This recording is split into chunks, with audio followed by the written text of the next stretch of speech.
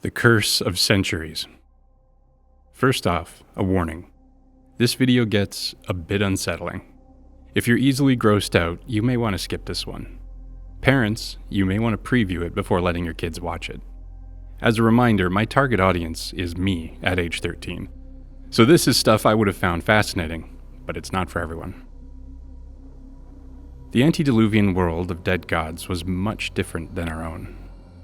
A firmament of water and other elements in the upper atmosphere created a more dense atmosphere, filtered out harmful solar and cosmic effects, and created greenhouse conditions worldwide. This allowed animals and plants to grow larger and to live longer. In previous videos, I've begun to explore the consequences that longer, more vital lifespans might have on human skill and ingenuity, allowing for levels of ability and knowledge that would look magical to short-lived people like us. What kinds of spectacular civilizations could be built? However, there's another side to this coin. It's easy to think of a long, resilient life as a blessing. Who wouldn't want more time?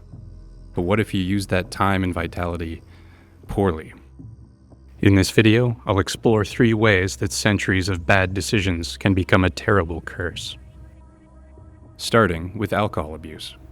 While there are many invisible consequences of alcohol abuse, I'll be focusing on the visible symptoms. You may have seen older drinkers with bulbous noses. While this is more related to rosacea and isn't a direct consequence of alcohol overconsumption, it can be exacerbated by the strain on the cardiovascular system. Dilated blood vessels lead to a thickening of the skin. Here I explored what a few centuries of unchecked growth might lead to. He's missing an arm and most of his toes. Cardiovascular complications lead to a lack of blood flow to the extremities, making them more vulnerable to injury and eventually necrosis. His liver is severely damaged, so much so that it would likely kill us, but in the antediluvian period, he's able to stay standing far longer. The surface of his yellow, jaundiced skin is almost entirely overtaken with spider veins and liver spots. The remains of his clothing are wine-colored, but heavily stained.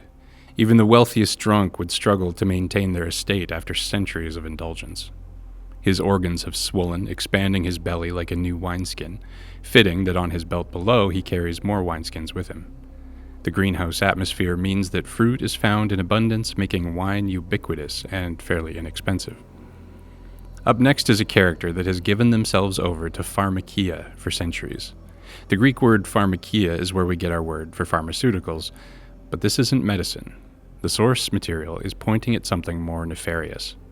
It referred to substances used for dark spiritual purposes, with mind-altering effects, used to seek hallucinogenic visions. One of the first long-term effects is on the brain.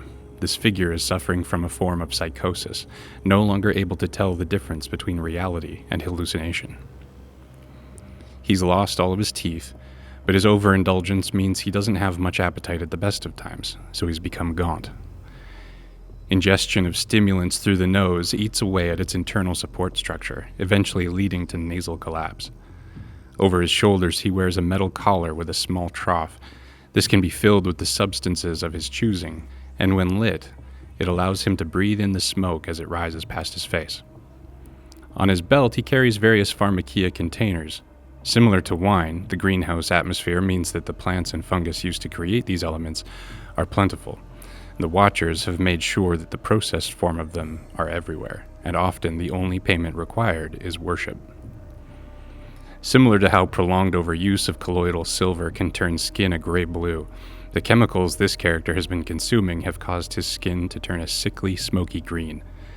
Damage to his system causes regular ulcers, which, combined with hallucinations, poor hygiene, and a compromised immune system, lead to him being covered in sores. Finally, cannibalism. Common among the Watchers and their offspring, the Giants, many humans turn to it seeking power, believing they will take on the attributes of whoever they consume. However, instead of taking on their victims' powers and knowledge, they take on a host of severe diseases. Kuru and prion disease are some of the big ones. They lead to an overall degeneration or wasting of the body, and they cause either stiffness or a total loss of muscle control. Due to crunching on bone, it causes accelerated tooth wear and gum disease. This person has had such severe gum disease that he's lost his lips and part of his nose. It also leads to nutrient deficiency, similar to scurvy. Without the proper nutrients, you lose weight, your skin pales, your hair and nails become brittle. It also affects the skeleton, which here is causing his spine to curve over into a hunch.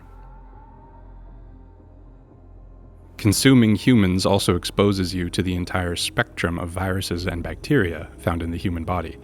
Infection isn't so much a question of if, but how much. And it doesn't only expose you to viruses and bacteria, but also parasites. Whatever your victim had, congratulations, you're the new host. This character has gigantic antediluvian parasites living just under his skin, and you can even see some exposed on his eyes. Unfortunately, there we have it. With hundreds of years of discipline and faithfulness, you can build a beautiful, peaceful kingdom. Or you can dominate, seating yourself on a glittering throne adored by thousands of devoted worshippers. However, this picture isn't complete without seeing those who use their centuries of vitality to indulge. For some, our shorter post-diluvian lifespans almost seem like a mercy, saving us from allowing the worst aspects of our nature to transform us into something else. Thanks for watching.